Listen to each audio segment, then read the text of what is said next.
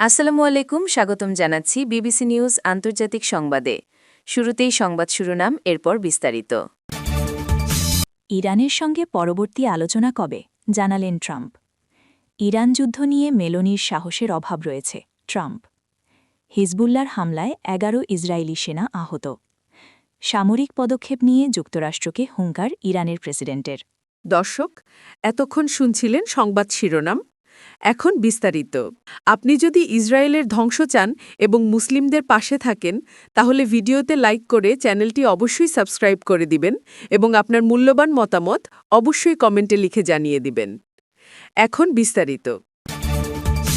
ইরানের সঙ্গে পরবর্তী আলোচনা কবে, জানালেন ট্রাম্প। মার্কিন প্রেসিডেন্ট ডোনাল্ড ট্রাম্প ইরান ও যুক্তরাষ্ট্রের মধ্যে চলমান কূটনৈতিক অচলাবস্থা নিরসনে এক নতুন সম্ভাবনার কথা জানিয়েছেন। নিউ ইয়র্ক পোস্টকে দেওয়া এক সাক্ষাৎকারে তিনি ইঙ্গিত দিয়েছেন যে আগামী 2 দিনের মধ্যেই পাকিস্তানের মধ্যস্থতায় ইরানের সঙ্গে পুনরায় আলোচনা শুরু হতে পারে।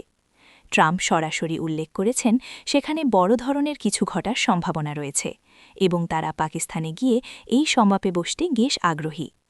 এই সম্ভাব্য আলোচনা প্রসঙ্গে প্রেসিডেন্ট ট্রাম্প পাকিস্তানের সেনাপ্রধান ফিল্ড মার্শাল আসিম মুনিরের ভূমিকার ব্যাপক প্রশংসা করেন। ট্রাম্প জানান, আসিম মুনির এই আলোচনা এগিয়ে নিতে অত্যন্ত চমৎকার কাজ করছেন। পাকিস্তানের এই সক্রিয় এবং ইতিবাচক ভূমিকার কারণেই যুক্তরাষ্ট্র সেখানে ফিরে গিয়ে নতুন করে আলোচনায় বসার ব্যাপারে অনেক বেশি আশাবাদী হয়ে উঠেছে। গত কয়েকদিনের যুদ্ধাবস্থা এবং উত্তেজনার পর ট্রাম্পের এই মন্তব্য মধ্যপ্রাচ্যে শান্তির নতুন আরিশনে বার্তা হচ্ছে। যদি আগামী 2 দিনের মধ্যে পাকিস্তানে এই বৈঠক সফলভাবে শুরু হয়, তবে তা ইরান ও যুক্তরাষ্ট্রের মধ্যেকার দীর্ঘদিনের বিরোধ মেটানোর পথে একটি বড় মাইল ফলক হয়ে দাঁড়াতে পারে বলে মনে করছেন বিশ্লেষকরা। ইরান যুদ্ধ নিয়ে মেলোনির সাহসের অভাব রয়েছে, ট্রাম্প। মার্কিন প্রেসিডেন্ট ডোনাল্ড ট্রাম্প তার রাজনৈতিক মিত্র ও ইটালির প্রধানমন্ত্রী জর্জিয়া মেলোনির তীব্র সমালোচনা করেছেন। মঙ্গলবার 14 এপ্রিল প্রকাশিত ইতালির দৈনিক কোরিয়ারে ডেলা সেরাকে দেওয়া এক সাক্ষাৎকারে ট্রাম্প সরাসরি মন্তব্য করেছেন, মেলোনির সাহসের অভাব রয়েছে। ইরানের বিরুদ্ধে চলমান যুদ্ধে সহায়তা করতে মেলোনির অনিচ্ছার কারণেই ট্রাম্প এমন ক্ষোভ প্রকাশ করেছেন বলে জানা গেছে। সাক্ষাৎকারে ডোনাল্ড ট্রাম্প বলেন, তিনি মেলোনির ওপর অত্যন্ত ক্ষুব্ধ এবং তাকে নিয়ে তার যে ধারণা ছিল তা ভুল প্রমাণিত হয়েছে।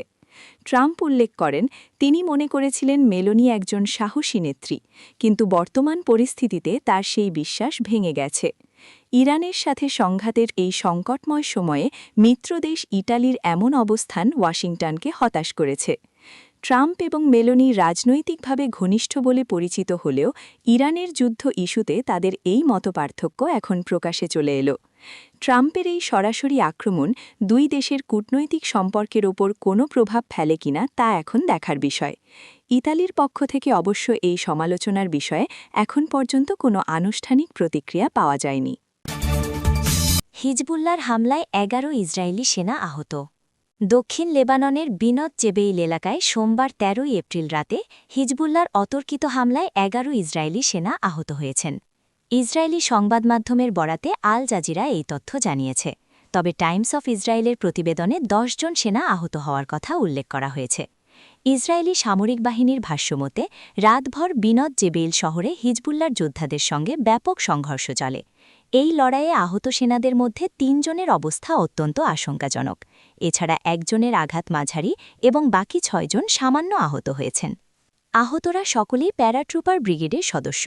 সামরিক বাহিনী জানিয়েছে তাদের উদ্ধার করে দ্রুত হাসপাতালে নেওয়া হয়েছে এবং ইতোমধ্যে সংশ্লিষ্ট পরিবারগুলোকে দুর্ঘটনার বিষয়টি জানানো হয়েছে।